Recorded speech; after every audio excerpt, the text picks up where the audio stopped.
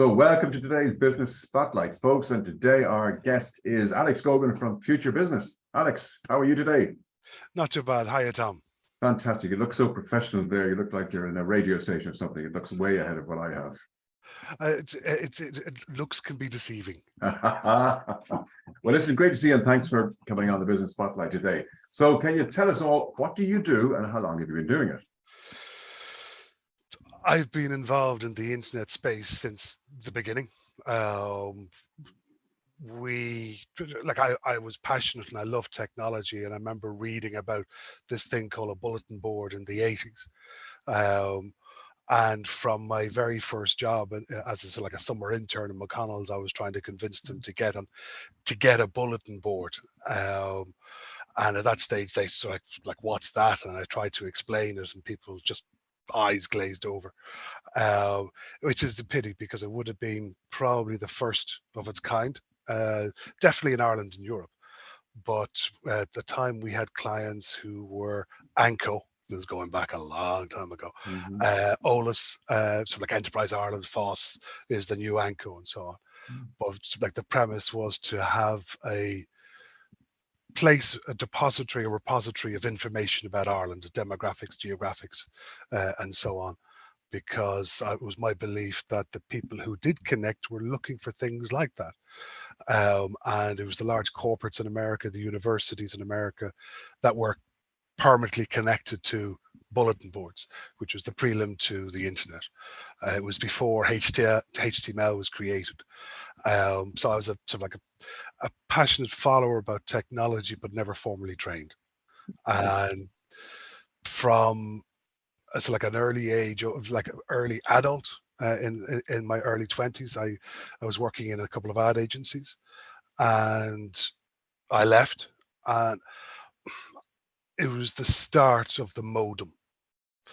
Ireland Online had just launched, and I had a CompuServe connection, which was horrendously expensive. And I was looking around, how can I do something about this? Because I was doing sort of like PR and communications for a few clients.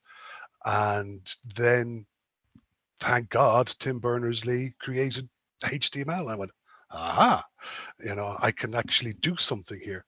So I set up my first website, which, if anybody wants to go to archive.org and look it up, they will be sadly, they'll probably cry, because I know I've gone in there and laughed and looked at it, because you're using technology just to use it, if you know what I mean. But and ever since then, we've grown to several hundred clients, developed thousands of websites.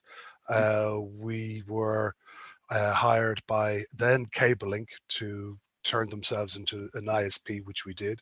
They were one of the first cable companies in Europe to become a cable ISP, and we sort of like sold that model across Europe. But predominantly, we look after mainly SMEs.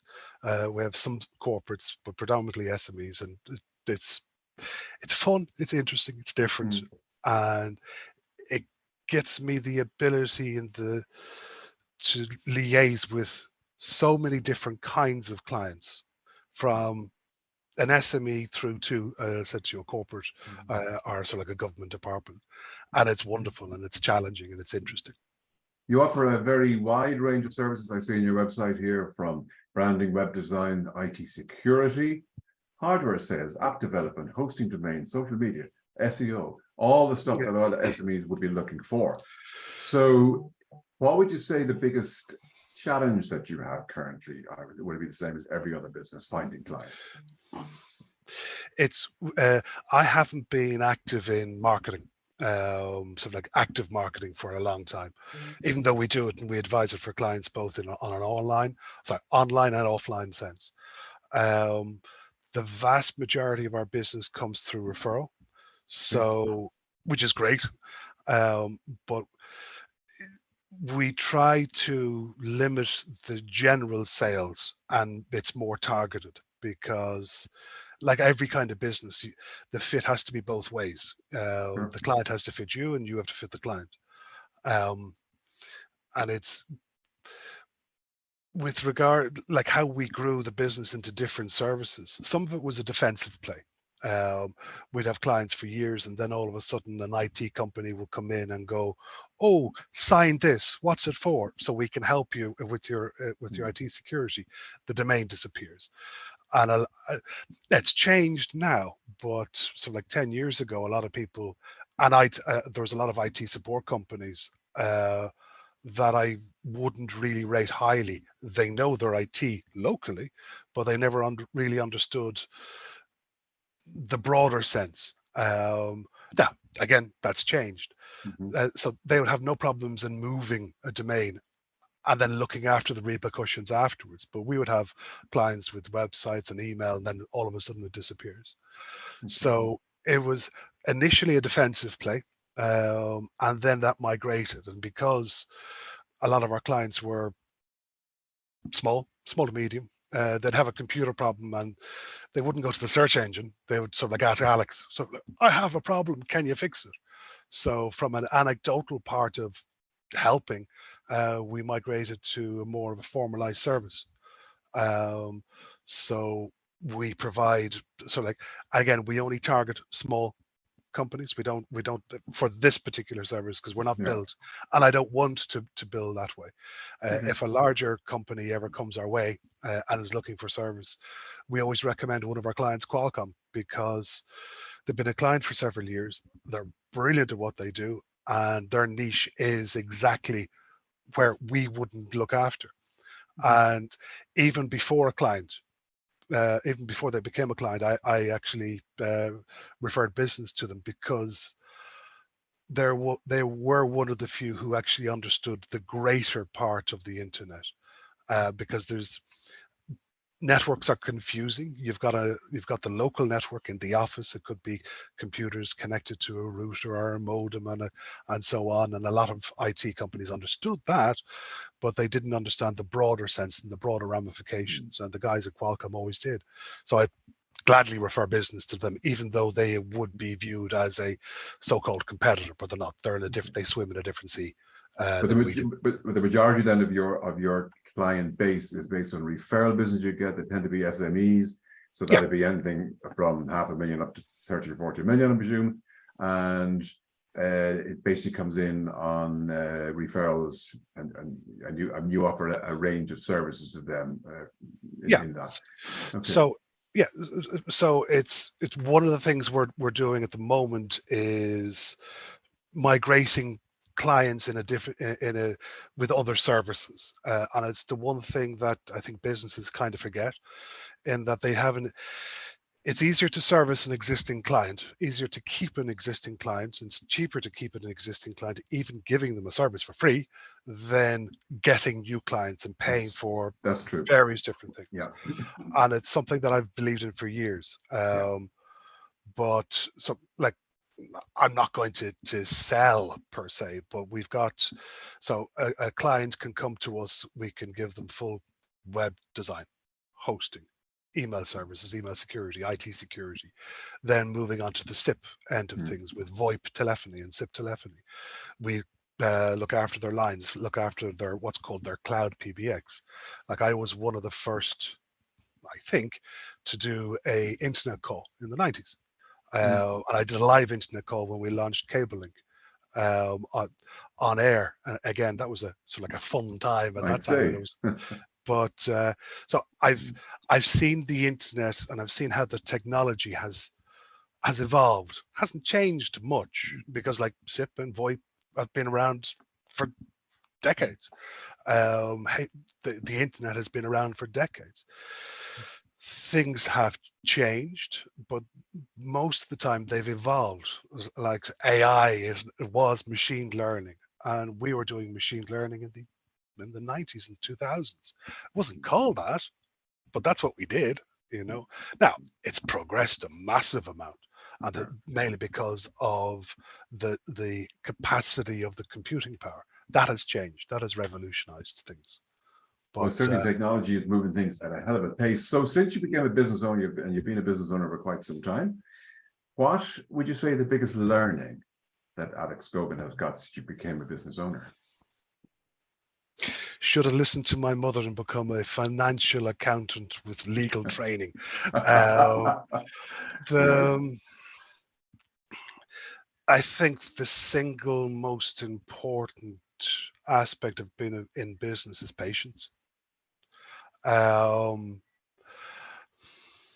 I don't want to get generational, but we came from a little bit of a slower time. And because we came from a little bit of a slower time, that gave us more patience, and more people of an older generation were more patient. Luckily, with the advent of the speed of technology, with constant interruptions and instant messages, and from a cacophony of different things. Like on my computer now, I've got 2, 3, 4, 5, 7, 9 different instant message platforms. Are they all the best? No, but different clients want to prefer different things, and family want to go. So there's a whole heap of different ways. Now I've got various different autoresponders, and that's flying off again. Various different autoresponders to try to deal with the noise. But we'll have people who will send an email, and a couple of minutes later they'll text, they'll WhatsApp, they'll whatever message. Did you get the email? Whereas in the old days, it was a fax, it was a letter, it was a phone call, and they would communicate with you, and they would expect and wait to return. So with the change of speed, it has increased pressure and stress on people, and going, how do I deal with the continuous onslaught of information request or demand of my time? And that just makes people unhappy, makes their life much more stressful. But I think if they, now it's very easy to say and sit here and go, oh, you should do this, but I have to stop myself so many times when if I've sent a quote off to somebody, or I'm waiting for a decision, and why can't they get back to me? Why can't they get back to me? But you can sell yourself out of a sale by being too insistent. And I've seen that from inbound sales coming into us. They send a quote and they expect a response as quick as possible. Genuinely, life doesn't work that way, and it's getting harder and harder and harder as time goes on. That leads me on nicely. How would you then balance that strain, that pressure on top of you, and how would you manage that on your personal life, the demands of running your business? It depends who you talk to. I would say very well. I remember we were changing our email platform. We had several hundred customers who insisted on using what's called POP. It's a way of connecting to the for your email. I think I remember that. Yeah. Yeah. So I can explain it simply, or just say it was an older way. Yeah, it's safer. We also had IMAP, which was a better way.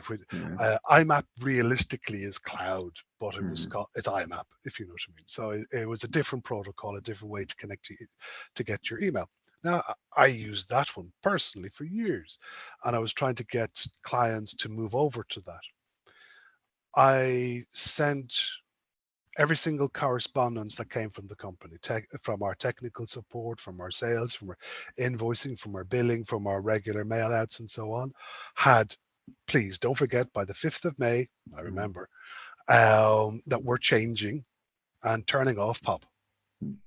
Please upgrade, please contact, please this, if you need help, and so on. Very few. We spent a considerable time ringing all clients. Here it is. If you need help, tell us. It's turning off. We turned it off. 648 calls to my mobile in one day, right? And I'll never forget bouncing and dealing with, and because they were calling the mobile, because they had the mobile, they dealt with the mobile, and they wanted to get instant response. It's critical. Why didn't you tell us? You know. We spent from January saying it to people, but people don't read, they're too busy. But I'll never forget, I dealt with most of them. I don't know how. I dealt with most of them that day. We dealt with most of them that day, and I'll never forget. It was an awesomely stressful day. That didn't need to be that way, but it was. Best planning, best alerts, just people are busy.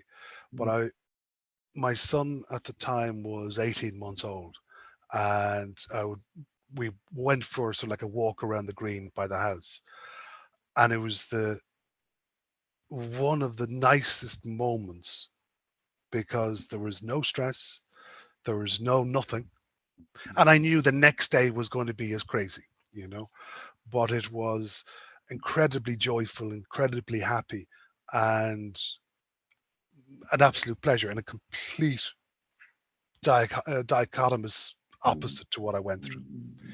Um, and even when I'm home, I try my best not to think at all about work. But I found that if you just sit down in front of the television and plump your sit down and zombie out, then it's always going to come into your head.